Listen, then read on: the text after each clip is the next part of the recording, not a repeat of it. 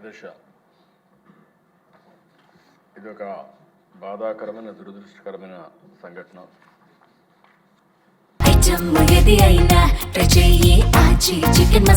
ఆచి చికెన్ మసాలా దీన్ని ఎవరైతే ఇప్పటికే మీరు చూసే ఈ సంఘటన కూడా ఇప్పుడే మినిస్టర్ గారు ఎక్స్ప్లెయిన్ చేశారు. కిమ్స్ ఆసుపత్రి సమాచారం ప్రకారం వాంతులు, కడుపు నొప్పి, మూత్రం నిలిచిపోవడం, డయాలసిస్ సమస్యతో పేషెంట్లు వచ్చారు.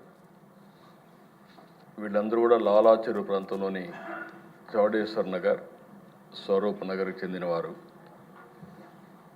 క్లినికల్ పరీక్షల్లో రక్తంలో యూరియా మరియు సీరం కెరియాటిన్ స్థాయిలు పెరిగినట్లు గమనించారు.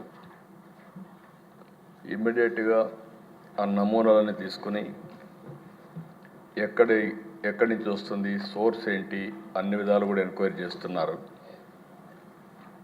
ఇది ఒకసారి చూస్తే దిశ కోరుకొండ మండలం నర్సాపురం గ్రామం వరలక్ష్మి మిల్క్ డైరీ ఒక 106 మందికి మిల్క్ సరఫరా చేయడం, ఆ మిల్క్ని ఆ డైరీ నుంచి వచ్చే మిల్క్ దీనికి కారణమని ప్రాథమికంగా నిర్ధారించారు.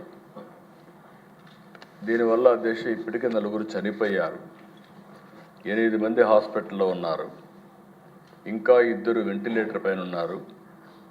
ఇవన్నీ కూడా ఎప్పటికప్పుడు మానిటర్ చేస్తూ వీళ్ళు కూడా చనిపోయిన వాళ్ళని చూస్తే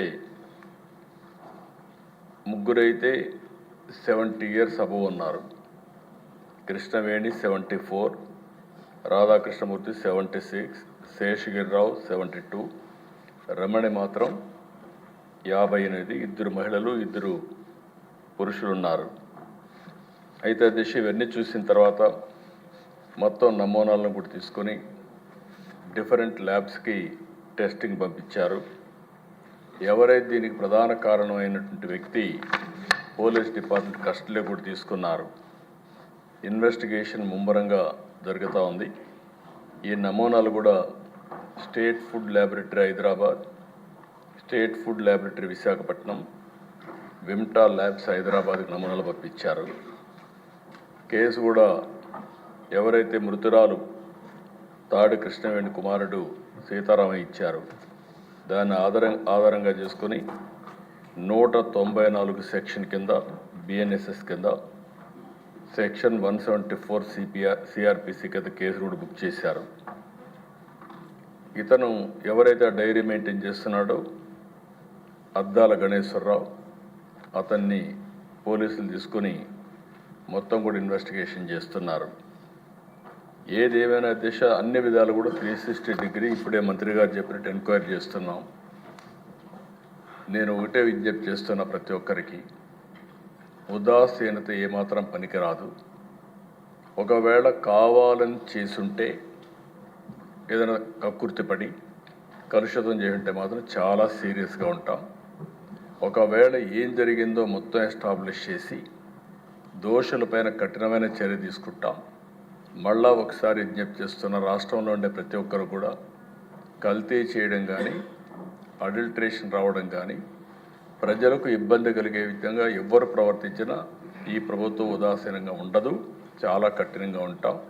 ఆ విషయం గుర్తుపెట్టుకోవాల్సిందిగా మరొక్కసారి హెచ్చరిస్తూ, ఎవరైతే చనిపోయారో ప్రాథమికంగా 4 చనిపోయారు. ఆ 4కి ఒక 10 లక్షల రూపాయల చొప్పున ఆర్థిక సహాయం చేస్తూ, అదే సమయంలో ఎవరైతే హాస్పిటల్లో ఉన్నారో వాళ్ళని పూర్తిగా రికవర్ అయ్యే వరకు వారికి ఎంత డబ్బులైనా ఖర్చు అయినా ఆ డబ్బులు కూడా ఖర్చు పెట్టి వారికి పూర్తిగా సహకరిస్తామని చెప్పి మరొకసారి తెలియజేసుకుంటూ, చనిపోయిన కుటుంబాల పట్ల నా ప్రగాఢ సానుభూతి తెలియజేసుకుంటూ, ఆ చనిపోయిన వాళ్ళకి ఆత్మశాంతి కలిగారు భగవంతుని ప్రార్థిస్తూ సెలవు తీసుకున్నాను. ఆచి చికెన్ మసాలా.